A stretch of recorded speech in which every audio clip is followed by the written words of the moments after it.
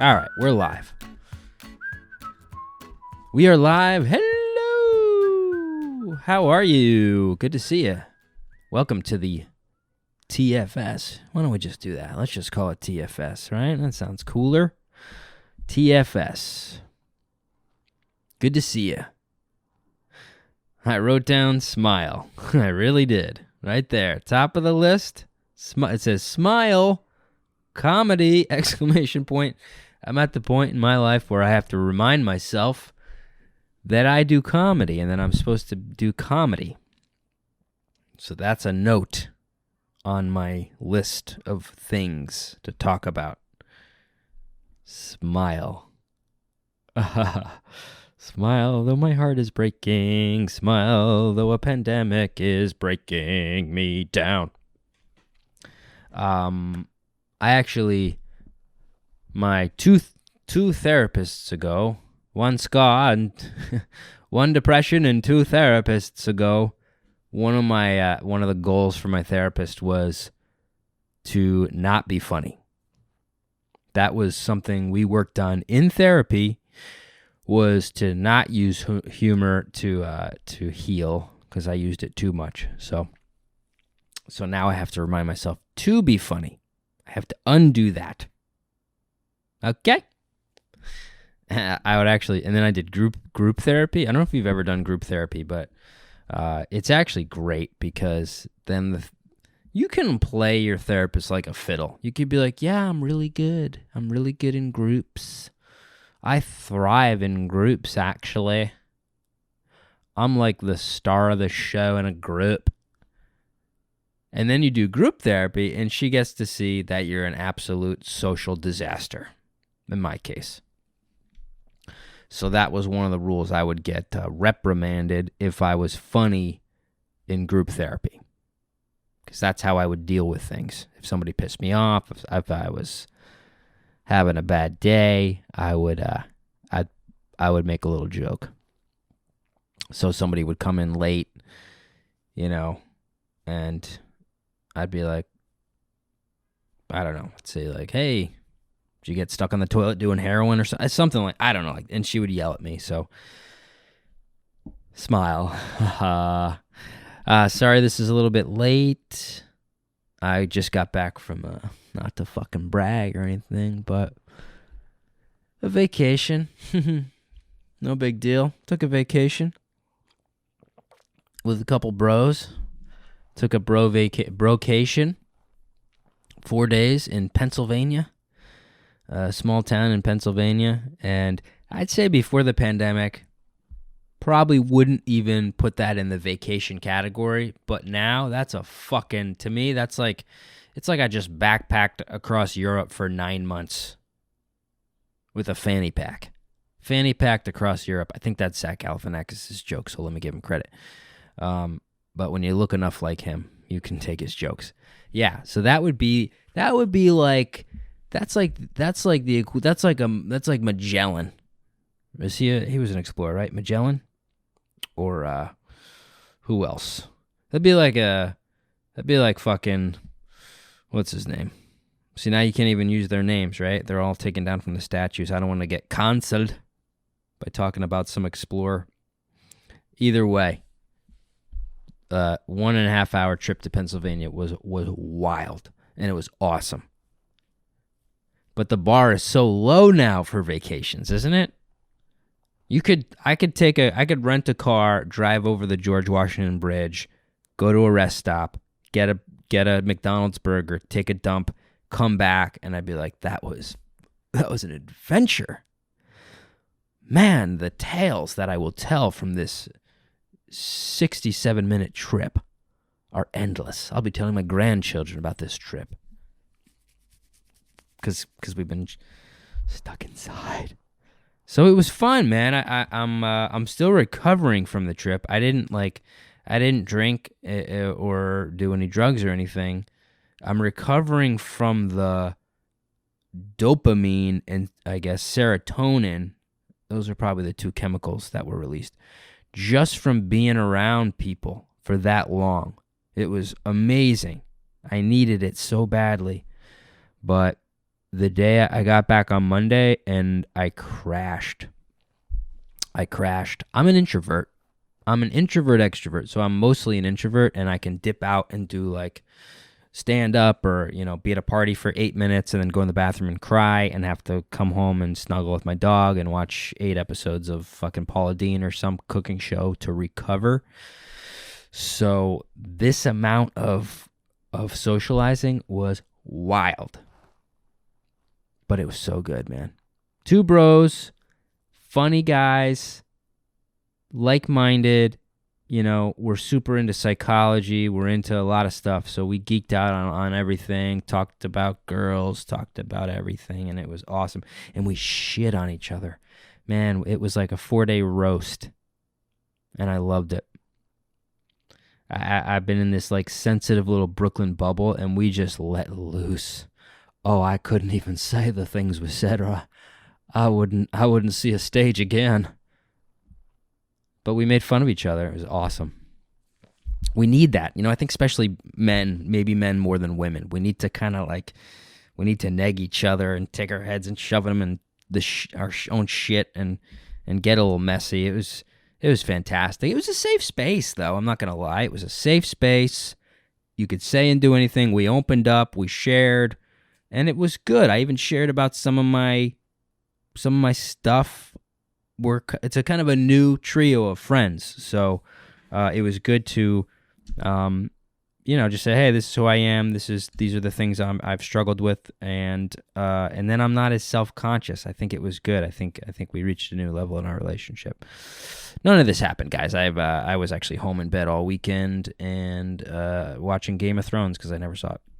No, that's not true. The trip did happen. It was fantastic. And I'm back, baby. I'm fucking back. Not happy coming back, but here I am.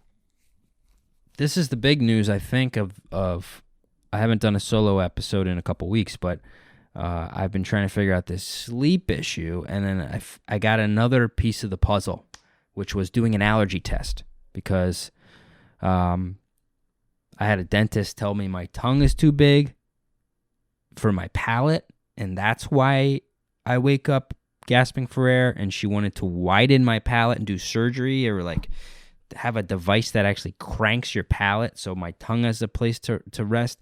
I think I do have a big tongue. Ladies, you know what I'm talking about, right? Right? No, I haven't seen a lady in a fortnight since 1972. I haven't seen a lady since JFK's inauguration. That was the last gal that I scored. But so there was the big tongue theory. I feel like I'm cracking a case here, the case of my sleep horrors. So I had the tongue theory, and I was like, I'm not going to do that. She wanted me to, it was going to be thousands of dollars. I said, let me put that on hold. Then I got, someone told me my nose was so crazily congested, so I got an allergy test, and I just got it back, and guys, it is not looking good. Let me pull it up right here. Where is it? Okay, here it is. All right, so first of all, my doctor, we did a Skype thing, and he goes, you're allergic to everything. That's what he said. I said, okay, it's not good. He just starts going down the list. Everything. Birch trees, oak trees, elm, ash, white, maple trees, hazelnut, hickory white, nettles, sheep sorrel. What's sheep sorrel? Is that the ejaculate of a sheep? Am I allergic to sheep ejaculate? I wish they would use more common terms here so we know what the hell we're talking about. Bermuda grass, fucking, never even been to Bermuda. Kentucky grass, Bahia grass. Everything, on and on and on and on. The list goes on. Not good, and I can't breathe, and I haven't been able to breathe my whole life, and that's why I haven't gotten this allergy test since I was a kid, because I was afraid of this. I am an avoidant type of human, so if there's something I'm afraid of, I just won't do it. Now here it is, looking me right in the face. So, not only that, dust mites. He goes, bruh, he calls me bruh. He goes, your dust mite allergy is through the fucking roof. I go, what's a dust mite, doc? And he said, let me tell you, take a seat. I'll give you the old dust mite talk. So a dust mite, I never even really heard of this. I think my brother told me his nephew was allergic. Dust mites look like little spiders. They're about a third of a millimeter. They're microscopic. It is not uncommon to have 100,000 dust mites in your pillow when you're sleeping. That's cool. Little baby spiders. I'm fucking terrified of spiders, so this is not good for my sleep overall. They feed on dust. Dust is obviously just shedding skin. See, I forgot to smile. Let me smile again. Dust is shedding skin. It's hard to not look like a psychopath when you smile through stuff, right? I have like a psychopath smile. My eyes wrinkle up and, oh, it's good. I'm not going to kill you. I'm not going to cut you up into 100 pieces. Dust mites cause terrible problems for your respiratory system, your throat, your eyes. They cause extreme allergies. And he was alarmed by my level of dust mitery. So apparently, we shed, I think, 1.5 grams of skin a day. Gross! First of all, do you know how many dust mites can feed off of 1.5 grams of dead skin a day? 1 million dust mites. 100 billion. The correct answer is, and I just did watch Austin Powers, groovy baby. Oh, it holds up, doesn't it? Great movie. And so 1 million dust mites a day are feeding off of the skin that falls off your body in your house. I got to rethink everything. He was like, get rid of the carpets. Get rid of everything. I got to put my pillows in plastic. I'm going to essentially be living the life of a serial killer. What's going to happen? I bring a gal back home. There's no curtains, no fucking carpets. I got plastic covering the bed. She's going to think I'm going to try to murder her. But I guess I'd have curtains if I was going to murder her. So that's the only thing that's keeping me going here. Moving on. Cats. You've heard my joke. You've heard it. Worst part of being allergic to cats, I'll never be able to date a woman in her 30s. And that's, good for a tweet. The reality is really girls in their 20s, 40s, 50s, pretty much any woman at this point, due to the uptick in pandemic cats, which I believe up here, it's up 7 million% for pandemic cats. The average woman used to have 1.4 cats. Now they have 39.9 cats per woman per household. Okay. Knew I was allergic to cats. Did I know how much? No. So, for context, if you have an allergy, if it's more than 0.1, then it's abnormal. Then you have to start considering changing lifestyle. It's still low, but it's abnormal. 0.1. All right. So even 1 is going up to the concern level of allergen. 1. So, Tyler, are you a 1 in cats? No. What do you mean no? What are you saying? You're a 2? A 3? Mm-mm. Shut up. You're a 4. You have a 4 cat allergy. You're scoring on a 4? Are you fucking kidding? Are you a 5, Tyler? Look at me in the eye. Don't fucking lie to me. You're my friend. You are my friend. Don't tell me you're a 7? Are you an... Jesus Christ. I'll crack a window. Are you a 9? Look me in the eye and tell me you're a 9 on the cat scale. You're more than a 9. Ladies and gentlemen, I am a 9.7 in the cat allergy contest. It's almost a 10. I mean, most of the women I've dated have had cats. Could this be the real reason the relationship didn't end? I'm just spitballing here. And I know I was cheated on, and I've dated some mentally ill women, and I'm probably mentally ill for dating so many mentally ill women, but maybe, just maybe, it's because of the cats.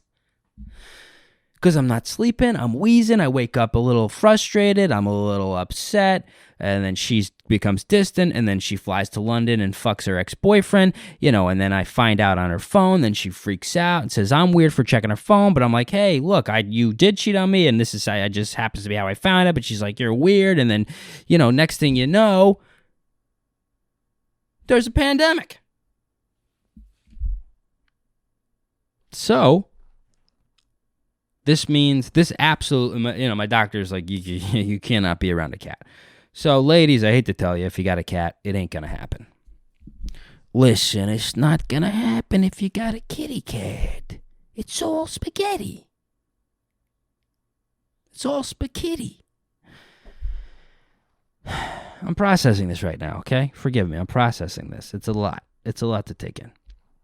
So there goes my dating pool of cat owners. So, okay, I live in Brooklyn, New York. I'm dating women primarily in their 30s. So that leaves, let me just do the calculators. Beep, beep, beep, beep, beep, beep, beep, beep, beep, beep. How many women does that leave left for me to date? Beep, beep, beep, beep, beep. Carry the 1. 3 women. I just ran the numbers. There's 3 women in all of Brooklyn in their 30s who I can date who don't have a cat. I assume one of them is a lesbian, and the other one's probably some sort of gender fluid type thing. And the last one probably won't date a guy under 6 feet. So, Fred, he's not even here. Fred, it's me and you, pal. The dog allergy is very high as well, and I'm not getting rid of the dog. Though he was like hinting towards getting rid of the dog. I'm not getting rid of the dog. The part of the agreement with getting the dog was allowing a certain amount of suffering. I ran the numbers. I said, if I get a dog, I will suffer. But to me, it was better than, the suffering of whatever else I was going through in life, where I decided getting a dog would be the best bet. So I'm willing to give that up. I hope you had a good Easter. I guess I haven't talked to you since then. He has risen. He's risen again. Did you go to church? What'd you do? Are we allowed to go to church back yet? Are we allowed to do anything yet? Oh, there's Fred. I used to go to church as a kid. And I stopped going to church because my priest, how do I put this? I just want to find the right words here. I stopped going to church because my priest shot himself in the head on the altar in the church. Just take a sip of water here. Not while we were at not like during the service. I need to clear that up. He wasn't like, and then Job said to it, no, that didn't. Oh God, oh no, my God, are we still gonna get the donuts after? That's what would be going through my head. No, he didn't shoot himself in the head during service. He did it while service was not happening. And that was wild, obviously, because I believe we were going to church every Sunday up until that point. That kind of threw a wrench in things a little bit. And it was rough, man, and it definitely haunted me for quite a while. That haunted me, and really, because I was like, were my blowjobs that bad? Like, fuck. I thought I had good form. I was smaller back then, I guess. Smaller mouth. Mouth was dry because I was eating a lot of those communion crackers, and, those could really dry you up. But, it's something I've been working through in therapy. Okay, dark joke. Dark joke for Tyler. Forgot to smile. Dark makes it darker, but the killing himself at the altar, that's true. The rest of it was not true. But I was trying. See, if I was in therapy, I'd get yelled at right now for opening up about something dark like that and then making it about me blowing my priest and him killing himself because the blowjobs were that bad that it actually drove him to suicide. And I couldn't imagine how bad a blowjob would have to be to spark such an act as suicide. But we've been in a dark place, so my humor might be getting a little darker, and that's okay. I'm going to explore that, and I have been exploring it. And in fact, I just did a show in New Jersey, and that got one of the biggest laughs of the night. So, comedy. So that felt good, actually, because that's one of the darkest jokes I've probably ever done, and just sickest all around.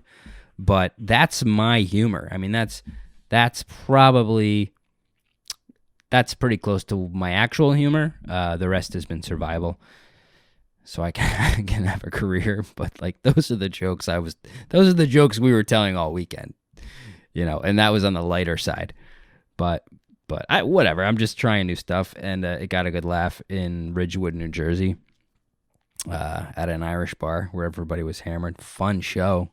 Fun show at some bar in Queens, and then it was inside, and it felt like things were back to normal a little bit. Though everybody was like in their little plastic bubbles, it kind of felt like they were like in these sectioned. It felt like performing in an ICU or something. But it was fun, and so yeah, I did on Easter. I had brunch with some friends, and then I did a show.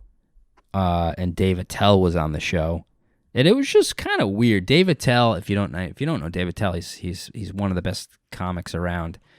And I used to watch his show. I think Insomnia.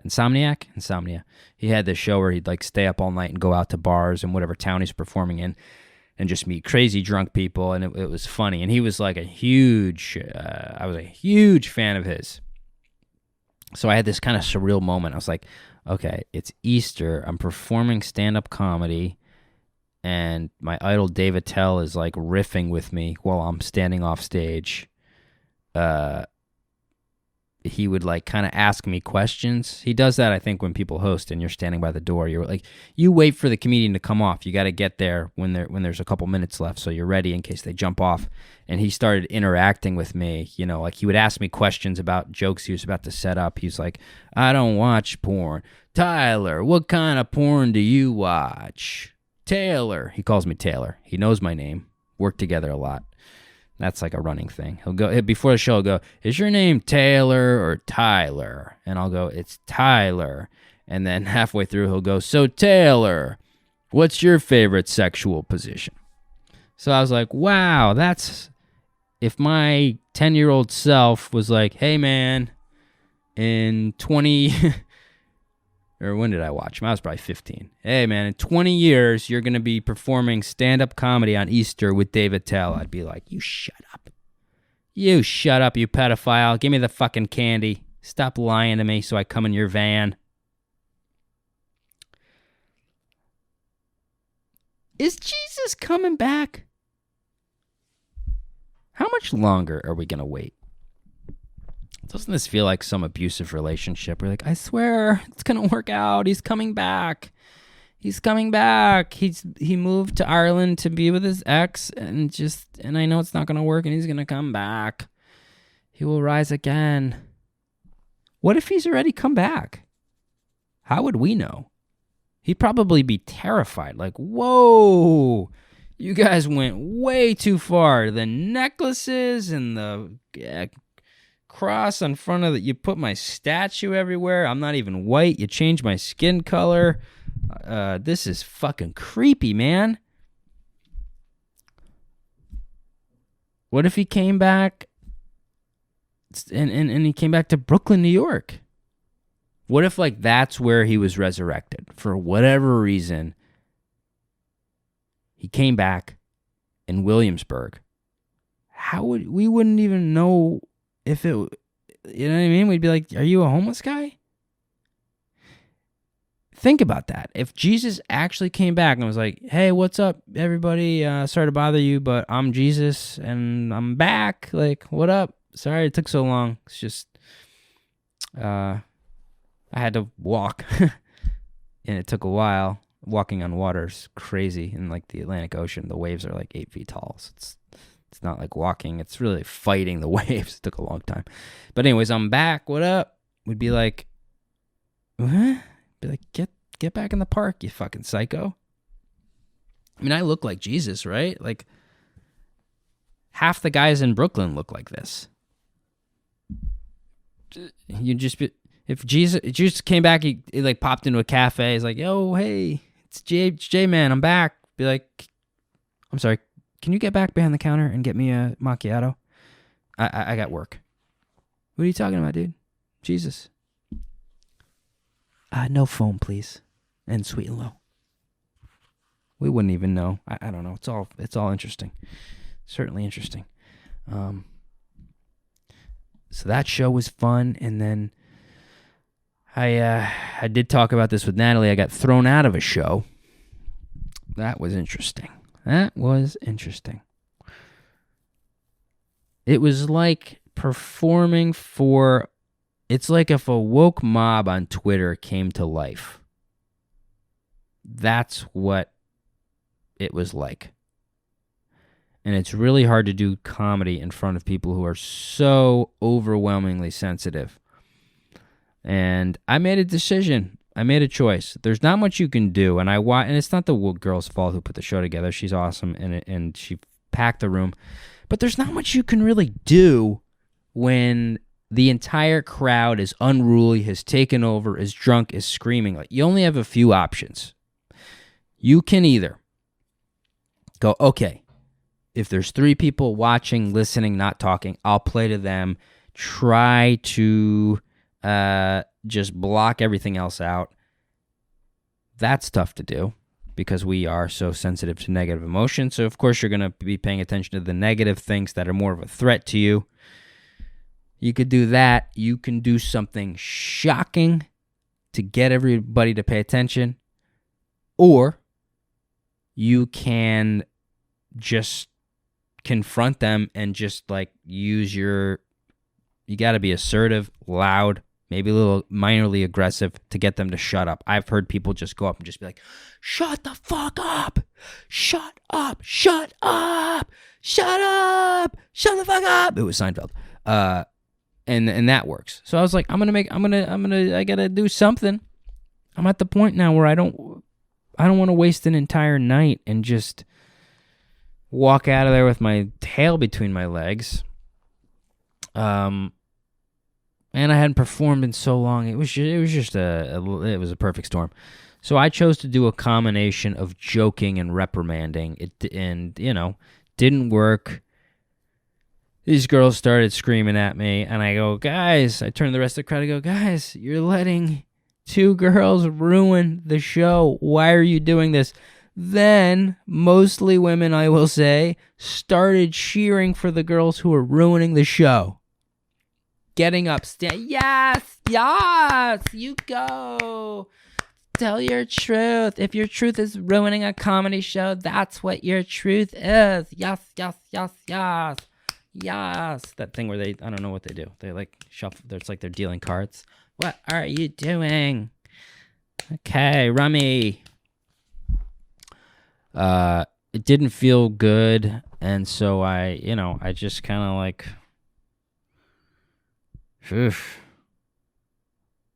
I just dealt with it in the best way I could. A lot of people left. A lot of people started screaming, booing me.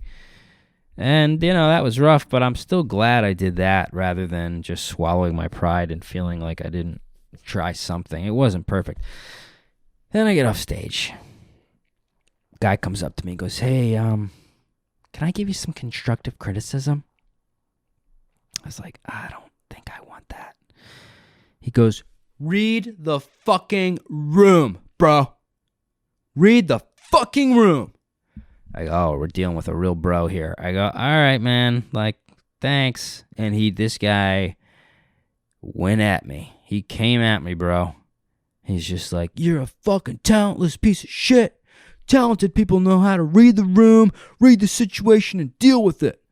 I was like, man, how do you read a room? You can't read a room that's chaos. There's nothing to read. It's just unruly chaos. He goes, yeah, man. I fucking host bingo here every Tuesday, and I know how to deal with this shit. I was like, bro, are you fucking comparing bingo to doing stand-up comedy? Are you fucking kidding me? Shouldn't have engaged. I should have walked away. But here's where little Tyler thinks he's a fucking 7-foot linebacker for the Patriots. Because I think I have some sort of body dysmorphia. I actually think I'm that big. I'm not. I'm not that big. I'm the size of a fucking Labradoodle. So this is the part of me people don't believe exists often. I even told my two newer friends, that's what they go, I don't see it. It's in there. So it's like, I start growing. I'm like a transformer. I just get like, and I go, I'm all right. It's like, I don't have control at that point. So walking away is probably the best thing to do. But this guy's just coming at me so hard. He goes, I'm an actor. He goes, I've been in the casting room where the casting director started eating a turkey sandwich and texting. I know how this feels. I go, yeah? Were there 80 fucking nearly blacked out women screaming at you while you're doing your monologue?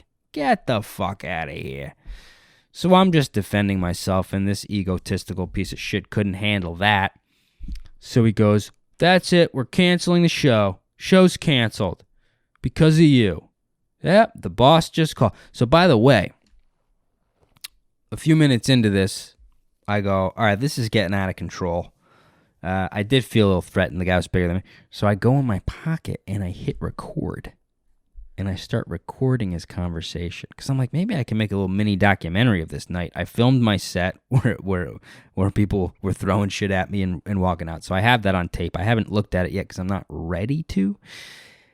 Then I record his conversation. So now I know I got this thing recorded. So I even as I'm taking the phone out, I pretend like I'm letting him win so that he doesn't know what I'm doing. I pretend like I'm texting. I go, man, you got a good point. Record, put it back in the pocket. Now we're back in the ring. And he's going off, telling me how shitty I am of a comic. And I go, why don't you get up there and do it? You couldn't do this. Don't tell me how to do my job. I'm not going to tell you how to manage a restaurant. You can't compare bingo to stand-up. Stand-up requires a laugh every 8 to 20 seconds.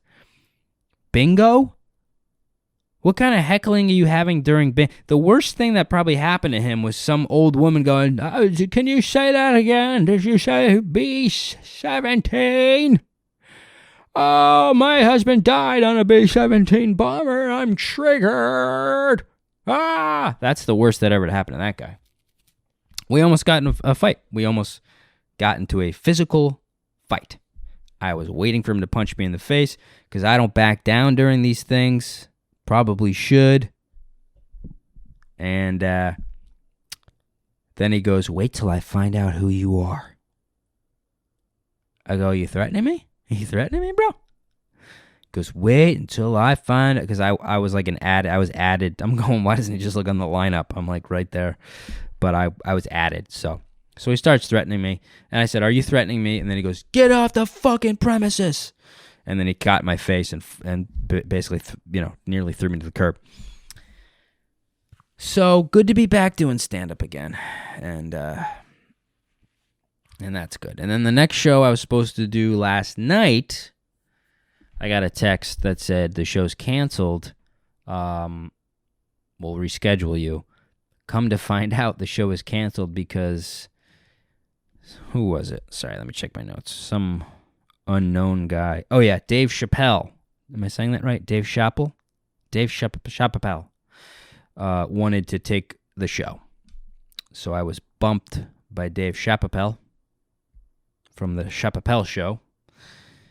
And then I find out last night who brings him on stage but Andrew Yang. So I got bumped by a politician who was hosting in my place and got to bring up Dave Chappelle. So I was a little bummed out when I saw that.